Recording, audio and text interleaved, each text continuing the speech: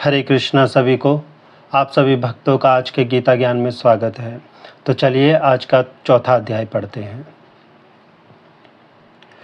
अथ चौथा अध्याय कर्म संन्यास योग। इसके उपरांत श्री कृष्ण महाराज बोले, हे अर्जुन, सृष्टि के आदि में यह अविनाशी कर्मयोग मैंने विवस्वान को बताया था। विवस्वान सूर्य ने पुत्र मनु को बतलाया, मनु ने इक्ष्वाकु को। इस प्रकार राजर्षियों ने जाना। परंतु अब इस पुरातन योग को लोग भूल चुके हैं। यही पुरातन रहस्य मैंने तुझे बताया, क्योंकि तू मेरा भक्त है और मित्र भी है। यह सुनकर अर्जुन ने पूछा, भगवान, आपका जन्म तो पीछे का है और विवस्वान का बहुत पुराना है। फिर मैं यह कैसे जानूं कि सृष्टि के आदि में आपने विवस्वान को यह सब बताया था। श्री कृष्ण भगवान ने उत्तर दिया, हे अर्जुन, मेरे और तेरे अनेक जन्म हो चुके हैं, उन सबको मैं जानता हूँ, तू नहीं जानता। मैं अविनाशी अजन्मा और सब प्राणियों का अधिष्ठाता होता हुआ भी अपनी योग माया द्वारा अपनी प्रकृति को अधीन करके प्रकट होता हूँ। हे भारत, जब धर्म की हानि और अधर्म की वृद्धि होती है, तब मैं अपने रूप को प्रकट करता हूँ। साधु पुरुषों का उद्धार, पापियों का विनाश तथा धर्म की स्थापना के लिए प्रकट होता हूँ। जो भक्त मेरे इस दिव्य जन्म और कर्म को सच्चा जान लेता है, वह फिर जन्म मरण के बंधन से छूटकर परमात्मा में लीन अधिष्ठित हो जाता है। ऐसे कितने ही पुरुष ज्ञान रूप तप से पवित्र होकर राग, भय और क्रोध की भावना से मुक्त होकर परमात्मा में लीन हो चुके हैं।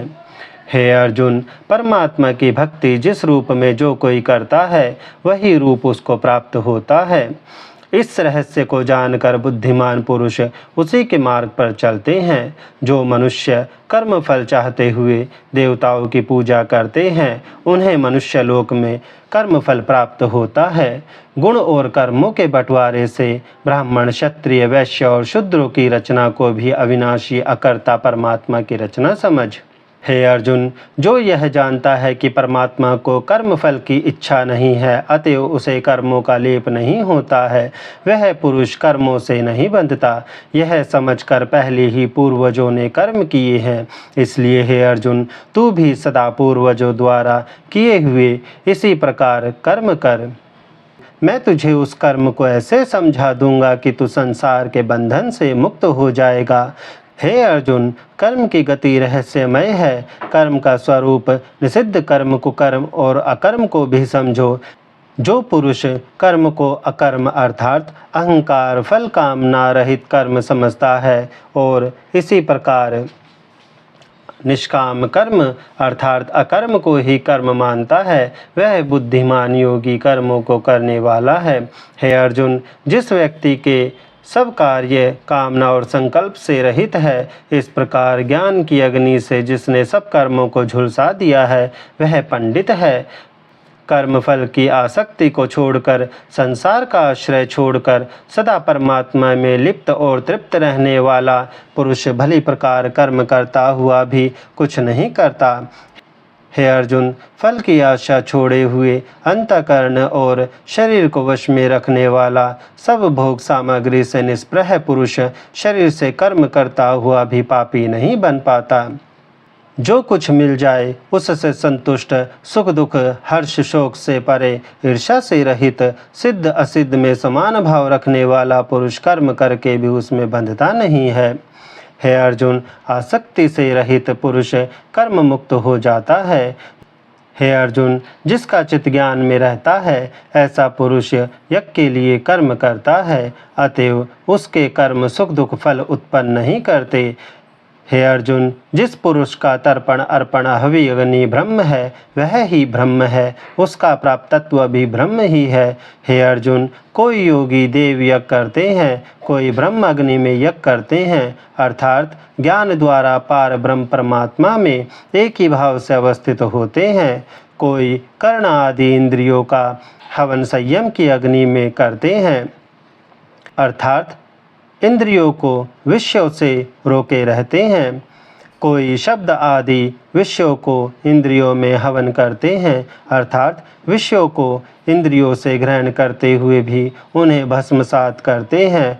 वही योगी जन इंद्रियों और प्राणों को ज्ञान से प्रकाशित परमात्मा अवस्थित की अग्नि में हवन करते हैं, अपनी सब चेष्टाओं से परमात्मा का चिंतन करते हैं, कई ईश्वरापर्ण बुद्धि से लोक सेवा में द्रव्य लगाते हैं, कोई स्वकर्तव्य पालन रूप तपोयज्ञ करते हैं, कई अष्टांग योग रूप के योग को करते हैं, दूसरे तीक्ष्ण व्रत स्वाध्याय ज्ञान यज्ञ के करने हारे हैं, कोई अपान में प्राण वायु को और अपान में प्राण वायु को, इस प्रकार दोनों की गतियों को रोक कर प्राणायाम करते हैं, कुछ आहार को नियत करके प्राणों में प्राणों का हवन करते हैं। यह सब यज्ञ को मनने वाले यज्ञ से पाप का नाश करते हैं। हे अर्जुन, यज्ञ के परिणाम अमृत को भोगने वाले ये नित्य ब्रह्म को प्राप्त करते हैं। यज्ञ रहित पुरुष को तो इस लोक में भी सुख नहीं मिलता, परलोक को तो कौन कहे। देववाणी में ऐसे कितने ही यज्ञों का विस्तार बताया गया है, वे सब कर्मज्ञ है, ऐसा जानकर तू मुक्त हो जाएगा। द्रव्यमय यज्ञ से ज्ञान यज्ञ श्रेष्ठ है। हे अर्जुन, कर्मों की अंतिम सीमा तो ज्ञान ही है। तत्ववेता ज्ञानियों से यह ज्ञान नम्रता और सेवा से पूछ पूछ कर जानना चाहिए। इसको समझ लेने पर फिर ऐसे चक्कर में नहीं पड़ेगा और फिर अपने आत्मा में और मुझ में भी सब भूत प्राणियों का अवस्थित देखेगा। यदि तू सबसे अधिक पाप करने वाला भी हो तो भी ज्ञान रूपी नौका द्वारा सब पापों से पार हो जाएगा। हे अर्जुन, जैसे प्रज्वलित अग्नि ईंधन को जला देती है, वैसे ही ज्ञान अग्नि दुष्कर्म को राख कर देती है। हे अर्जुन, ज्ञान के समान पवित्र इस लोक में कुछ भी नहीं है। उस ज्ञान को कर्मयोग का साधक पाकर अपनी आत्मा में अनुभव करता है।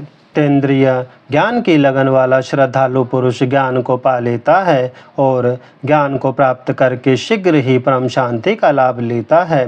जो पुरुष अज्ञानी है, श्रद्धालु भी नहीं है, वह डावाडोल है, इस लोक और परलोक में विश्वास नहीं करता, वह मारा फिरता है, संशय आत्मा को चैन नहीं मिलता।